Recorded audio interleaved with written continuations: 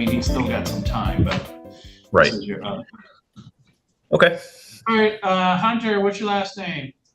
Heidemann. All right, I do need to take your hat off, though. We are in court. Yes, sir. Sorry about that. That's all right.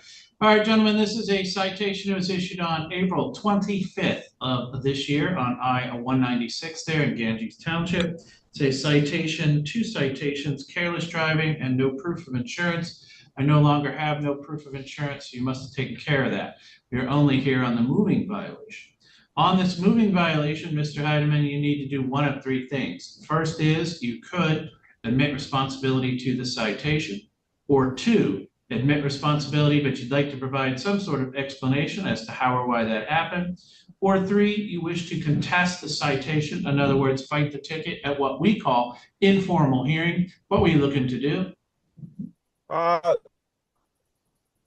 was looking to fight the ticket. All right. Then the first thing I'm going to do is swear you both in. Informal hearing. You raise your right hand. Mr. Heidemann, raise your right hand.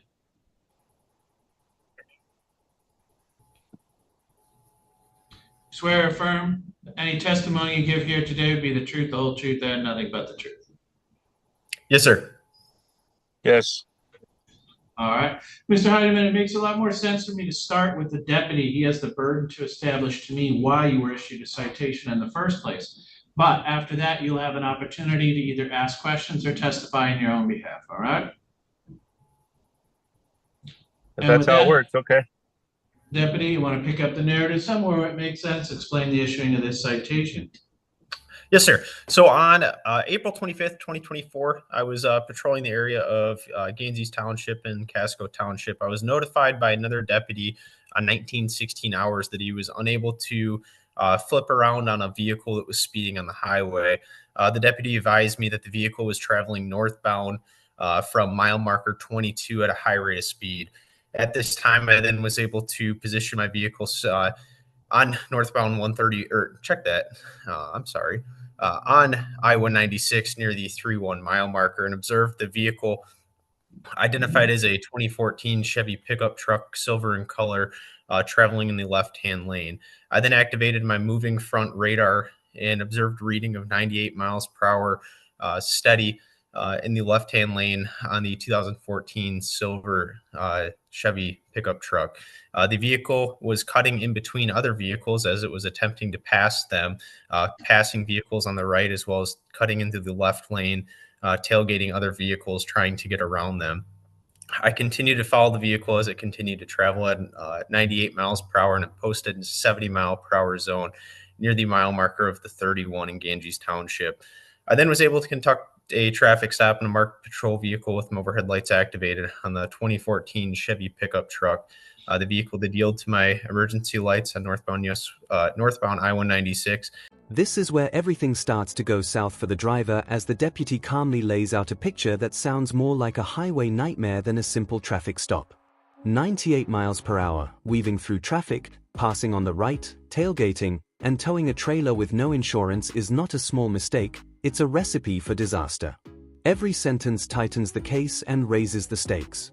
And made contact with the driver. The driver advised that he was traveling back to his residence in Grant. He advised that he did not have any insurance during the time of the stop, and I also indicated the reason for the stop. The driver stated that he was just trying to get back home. I provided him with citation number SD 28066 for the careless driving as well as the no proof of insurance. All right, Mr. Heidemann, what is it you'd like to tell me? So all I am wondering is he says I was traveling at 98 miles an hour, except at the scene of the whole, when it all came to fruition, I asked him how fast I was traveling because I wasn't really aware. Yes, I passed a couple cars that were traveling in the left lane. I did pass him on the right. I'll admit to that. But he couldn't give me a speed on how fast I was traveling. But I'm telling you, I wasn't going 98 miles an hour. So That's why I wanted to fight this ticket. My truck doesn't go 98 miles an hour. I could bring it to you guys and you can test it, whatever. My truck don't go 98 miles an hour. All right. So Well, that's go all back to the why I wanted to fight this thing now. We'll go He back to couldn't the give me a deputy speed and on have how him, fast I was going. have him articulate how he acquired that number. Deputy Early, you want to put a little Okay. more meat on the bone about how you came up with that number? Yep. So originally I witnessed the vehicle. Again, it was that 2014 Chevy pickup truck. It was actually towing a trailer in the left-hand lane. I observed the vehicle passing other vehicles. At the time, I then activated my front moving radar and observed readings of 98 miles. Yeah. All right. Multiple. And Oh, good. so that was on your front moving radar.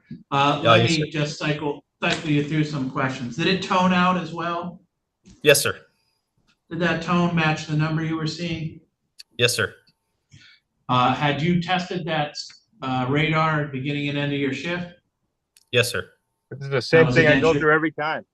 Every single Okay, time. your but separately calibrated speedometer? Yes, sir.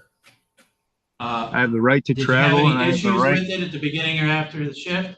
Mr. Heidemann, I'm asking questions. You're being quiet now. That's how this works. Deputy, I'm sorry. Yep. Beginning and after your shift, were there any issues with the radar? No, sir. This is where the courtroom turns into a reality check as the judge and deputy dismantle every piece of the driver's argument. The radar was on, it toned correctly, it matched the reading, and it was properly tested and certified.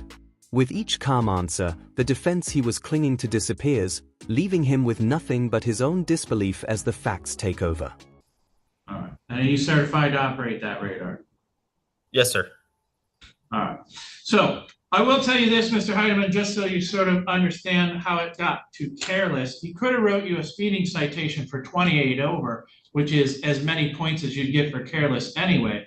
But then he did not write you separate citations for either improper lane use, following too closely. You were doing all this with a trailer and no insurance? Yeah, I'm a professional driver. I have the right to travel. Speeding, and that is you're lucky you didn't get a reckless driving, sir. This Okay. was enough factors here that you could have got a criminal case instead of just I'm sorry, Your Honor. I apologize, but this is the same thing I go through every time I've ever dealt with a ticket. Is you got a list you got to read off, and the deputy gets to say his part, and I am guilty until proven innocent by my part. So this country isn't ran the way it used to be. I'll just take my ticket and we can go on from here. I don't want to waste your time. This is the emotional finale where the driver's frustration boils over into a full-blown right to travel rant. The judge makes it clear he was lucky to avoid even worse charges, but instead of accepting it, the driver gives up in anger and walks away feeling wronged. If you enjoyed this breakdown, make sure to like the video, subscribe to the channel, and we'll see you in the next video.